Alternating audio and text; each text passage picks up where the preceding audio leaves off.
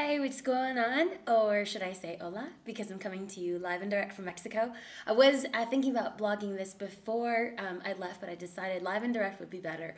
So this week's question comes via email, and the writer had asked, what is the social gospel and are you part of this movement? Well, I first definitely want to clarify that there is no such thing as a social gospel, that the gospel is the gospel. The proclamation gospel versus the social gospel, it doesn't exist because the gospel is the gospel, and the gospel is this, that a man named Jesus Christ came and died a horrific death for the sin of man, was buried, and 3 days later arose, so that man would have justification, redemption, forgiveness, and eternal life. And that is the crux of the gospel. Where people are kind of bifurcating the church and saying, well, we're teaching a social gospel, or we're doing this, or we're a proclamation gospel. It's doing nothing more than splintering the church even more. And instead of saying it's a social gospel, rather we should refer to it as living out the gospel, because the gospel remains the same.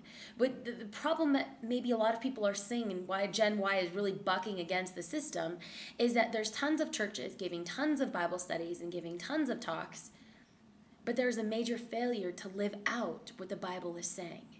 And so instead of saying, I'm part of this or I'm part of that, or the specific question is asking if I was part of this movement, the only thing I'm part of is a revolution of heart, mind, and soul. And my goal, my aim is to love the Lord my God with all my heart, my soul, my strength, and my mind, and to love my neighbor as myself. That, to me, is not the social gospel. That is the implications of the gospel. That's me living out the gospel. I hope that brings a little bit more sense. I hope that brings clarification, and I'll speak to you next week. Thanks.